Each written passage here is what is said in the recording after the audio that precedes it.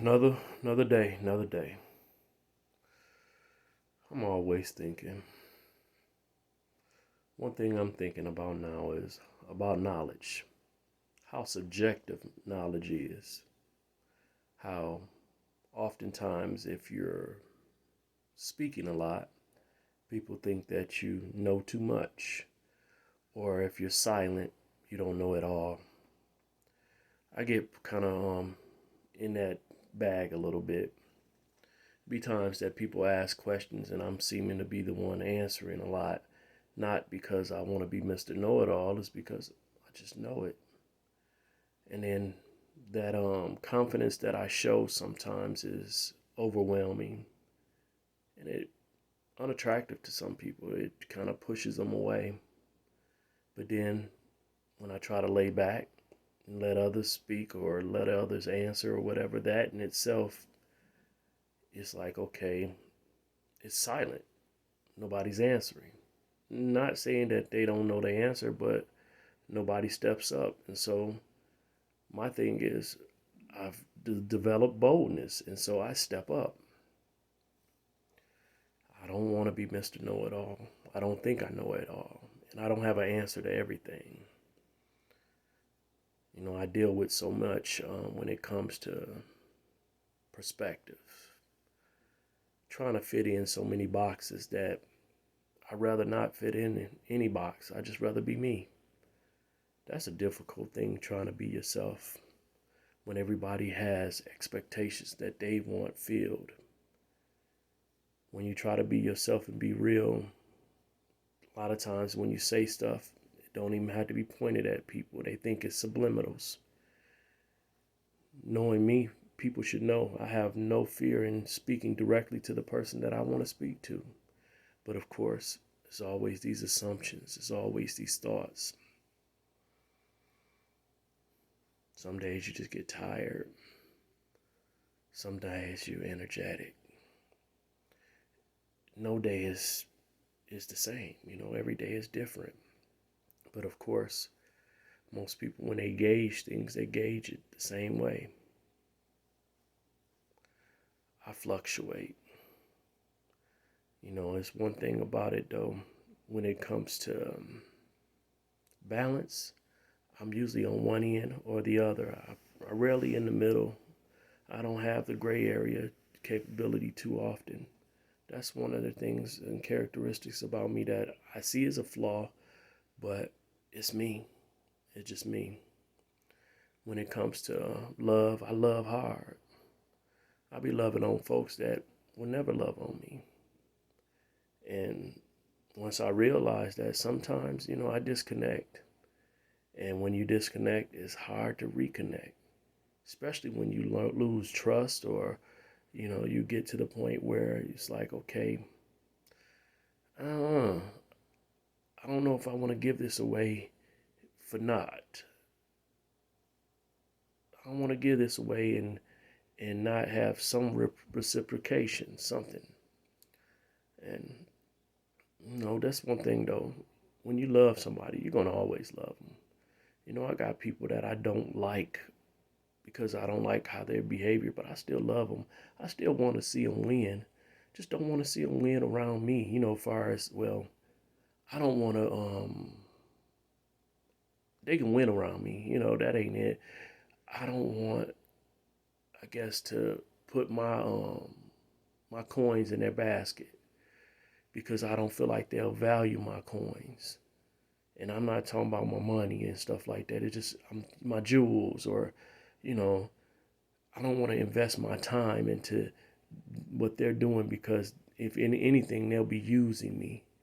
Now, if Yah leads me that way to do that, I'll do that. But otherwise, they don't really value my time. I've sown into people that will never appreciate. And I see that they are able to appreciate others. And that's one thing I got to get out of and stuff. I don't need to covet that, I guess, reciprocation. Won't lie to say that I don't. I do. It's like seeing that someone's able to return love that you've given. or that they're giving from someone else, you desire that same thing, especially if someone's able to return respect as well. But some people, you can see things, good things in them. You can see Yah in them, but not receive any of it. It's an amazing phenomenon to me. It's something that's kind of interesting. It's frustrating. It's like, man, I have Yah in me. Why is it that we can't connect? But it just works that way. I use the narrative all the time. Paul and Peter both had Yah in them. Shual and Kepha. And most of the time, if you look at it, they really didn't seem to get along.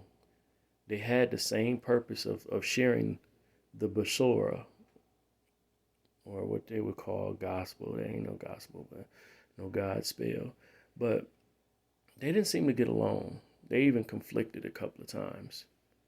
I believe they had love for each other, and they had a joint purpose, even though they didn't really walk exactly together. They walked together in purpose, but they didn't walk on the same paths.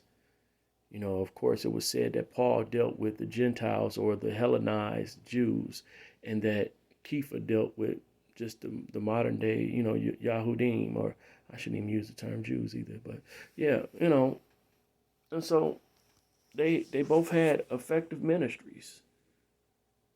They both had love for the Most High, for Yahuwah and Yahusha. But when it came to them dealing with each other, hey, Shual would call out Kepha and mention the moments that he believed him to be acting as a hypocrite. Kepha would say, hey, that Shual is hard to understand. And if you're not well versed in the text, in the scriptures, you best to leave that alone. And so they didn't really, in my mind, compliment each other. They did compliment the scriptures and stuff, but when it comes to one another, they were more of a compare and contrast type deal. They were different. And so you're going to run into people like that in this walk. It's people that have strong auras about them. I was talking to somebody the other day about chakras and stuff like that. They wanted to ask me my thought on that. I don't really go in it. I'm not well versed in it, but I have some knowledge of it. There's so many things I have knowledge of because I've delved in so many things in my 48 years. Some things are not beneficial, and to me, I don't feel them as beneficial, and some things are. Some things, the knowledge of knowing of the things is best suited after you know or have a strong foundation in other things. Like right now, I'm looking in the scriptures at some pseudographical type documents. But if I didn't have a firm stance in Tanakh, I don't think I should touch that. People would say, okay, well, what you think about the Talmud? I think the Talmud has a lot of negative things in it, and if you don't have a firm base in Tanakh, it will have you off left. Even when it comes to the Brit Hadashah, or what they call the New Testament, when you're reading it, if you haven't got a firm foundation in Tanakh and Torah, I believe you'll lead to be occultish. Christianity will probably be your destination, and you won't have a complete picture. Many people say, oh, you're bashing Christianity, and I'm like, oh, I'm not really. I'm just telling the real. That whole thing is an interpolation. They've taken parts of, they've taken pieces of and renamed it. They've repurposed it without the permission of Yah. Yah has set his scriptures for Israel. And Israel is supposed to be the royal priesthood to all nations. So they're the oracles. The truth and the teaching of the scriptures should come through Israel. So the interpretation should come through Israel. And basically, all of those things were taken from us and archived. And another nation of people basically described and said, this is what this is. And they took it from their perspective. And they used their own agendas to push what they want as a narrative. It's a problem. That happens in day life. You know, you look at your relationships with people, and people push narratives for their agendas. And that's, hey, it is what it is. You know, I was looking at the text that I was showing y'all just the other day, and how the narrative by Hasatan was pushed. He pushed lies, and he pushed so much trying to get the focus that was on Yahuwah onto him.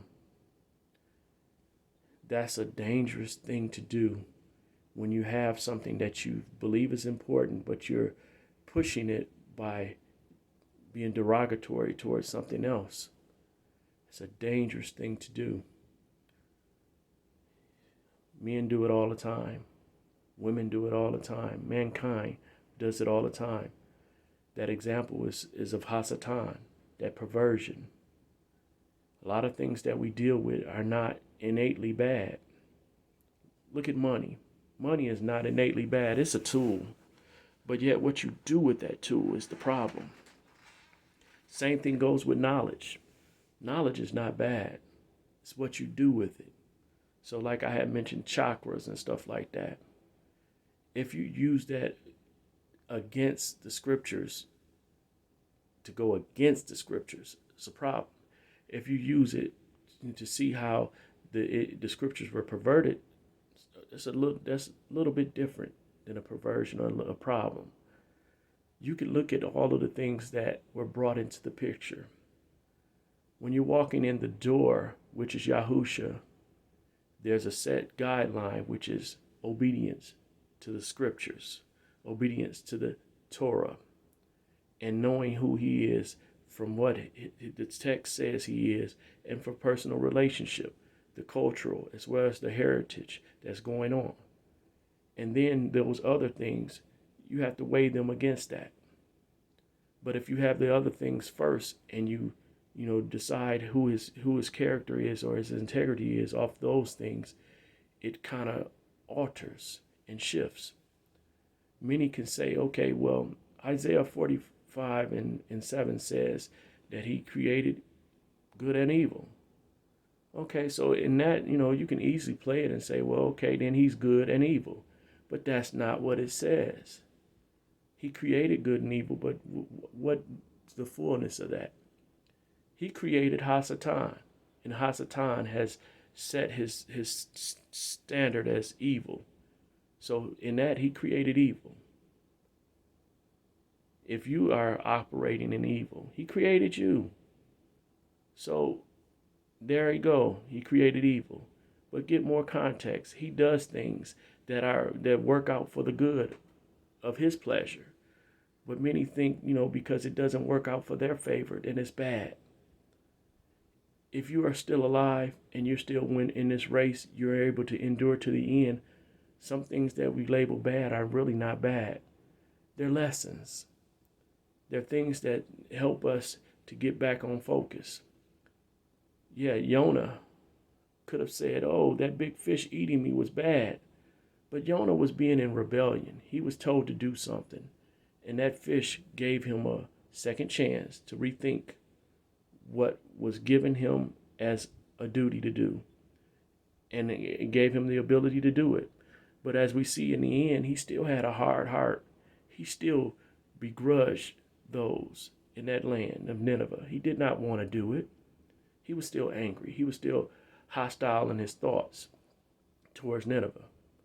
He was obedient to Yah in the end, but he was compelled to be, he wasn't forced. He had a choice. He could have died or, be obedient. And so many opportunities come our way and we run from it. I've been running for ministry for a long time, and I have, justifiable reasons by me. Being married once before, it's like, okay, you're not the husband of one wife, but I'm a husband of one wife now. I don't have multiple wives.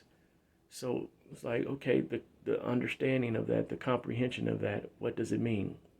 Also, I'm a bastard. My father has never really been a part of my life. I've seen him 5 times. So that in itself, okay, I'm no lack of fathering. So how can I be a father to others? All these things, you can find reasons to void out your call. But that's the thing. He is the one that determines the call. Those who are called and those who will accept it, he determines. He's been pursuing me for a long time, and I finally gave up chase. I stopped running. I stopped running. And a lot of times I still want to run. It's not comfortable. I'm rejected by so many people. People that I want to love me. And I just have to shoot the truth. And sometimes I'm bold and it's offensive to them. I don't want to be bold and offensive. Sometimes I want to shut my mouth. But then there's things that's put in me to speak out. I'm speaking right now. I do like to be watched. We all do. But who wants negative energy coming their way? You know, I used to be bullied, so I don't want threats coming my way. But I do take it up to see other people's bullied and want to jump in. But I don't want attacks coming my way. I don't want threats coming towards me, my wife, and my children. I don't want them to be isolated. I don't want them to have things come negatively towards them. But I can't control all of that. If I'm doing my thing, what I'm supposed to be doing, I have to depend on y'all to take care of those things. And I have to allow my trust to be there. And it's hard to trust people, but Yah has been consistent, so I can trust him. People have used and abused and taken advantage of who I am. You know, they like what they can get from me, but they don't like me. That's over time and time again, that's been the situation. I do have some people who are actually excited about being connected with me, and I appreciate them. Thank you, Daryl. Thank you, Tay. You know, thank you, Ty. You know, thank you, LaRue. You know, hey, it's more. But a lot of the folks that I've sought out to be friends with, they don't feel me like that. Those I decided to have a relationship with. You know, and a lot of times in going into relationships, I have to accept some things that I don't like. And I put it out there. I don't like this, but I'll accept it to be close. And in the end, I usually have to bail out because what? Not that I'm quitting on people, but they don't quit on me. And that's just the truth. You know,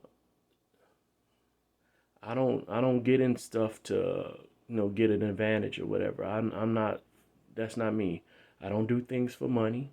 I work for money. I do business for money, but I don't connect with people just for financial gain. I don't do that. I don't use people that way. You know, if anything, I'm using people trying to get love. I don't try to use people's influence. You know, I'm not a brown nose or a butt kisser. I can't do that. You know, I usually speak up to people in authority, and that's a problem because they're not used to being challenged. I usually speak up to people that's supposedly the elders, and that's a problem because most people won't say anything, and I try to do it with respect. I've always tried to operate with respect, but people, they say it's even disrespectful even when you try to not front people off, when you try to do things in silent, on the side or whatever. When you try to pull people and talk to them, they still see it as disrespect. It's a bad thing that y'all can be asked questions, but men, they act like they can't. That's a bad thing. I see Moses asking questions. I see Job asking questions.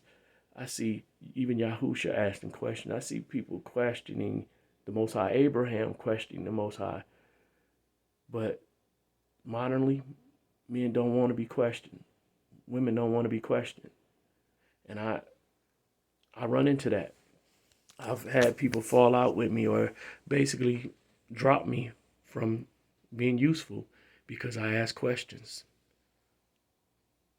You know, I want to know. And a lot of times it's not that I disagree with what's going on. I just want to know the reason and rationale behind.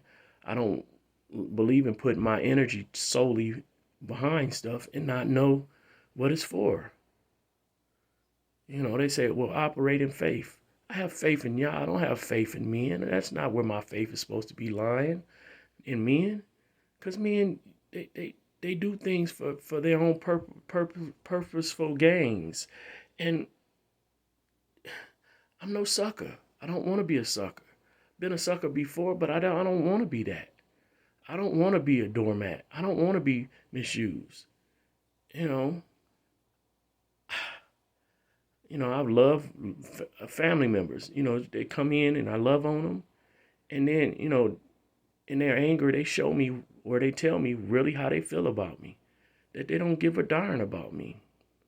That basically F me. Excuse my language, but that's what they say. You know, they come around, for, whatever, or they tolerate me. They don't really love me. They don't like me. What can I do with that? I just start loving them from a distance. I can't constantly be around people's energy that's negative towards me. I can't set myself up to be a victim to somebody. That doesn't make sense. I'm victorious. I'm not a victim. So why am I going to stand and sit up underneath that? I get humility and everything, but that's not humility. That's humiliation. You're not going to humiliate me, over and over just for entertainment's sake. If there's not a growth coming out of it, that doesn't make sense. Humbling is a stepping stone to be exalted. And I'm not looking for men to exalt me. I'm looking for Yah. So what a man need to be humbling me for or humiliating me for? That just makes no sense. And I'll accept it if I believe that it's Yah. But after a while, it's like, okay, you getting too many kicks out of this. I'm not a doormat. But anyway, I'm gonna get ready for work again. I got on a little bit early so I could talk a little bit longer. A lot of this, when I talk, is therapy for me too. A lot of folks say you just like to hear yourself talk, and yes, I do. Yes. Maybe it's narcissism, maybe. But then also, when I play it back and I hear what I had to say, I can evaluate it. I can see where I've grown, where I need to grow. Everything has a purpose. Use it for that purpose. Facebook, I use that. Some people say, that's not a good place to vent. It's not for you, but it works for me. It's a tool. Oh, Facebook is evil. It's a tool. It's all about how you use it. Don't let it use you. Use it. This phone, this camera. Use it. Don't let it use you. All right. Shalom. Blessings. It's preparation day. Preparation day. Hallelujah. Blessings and shalom.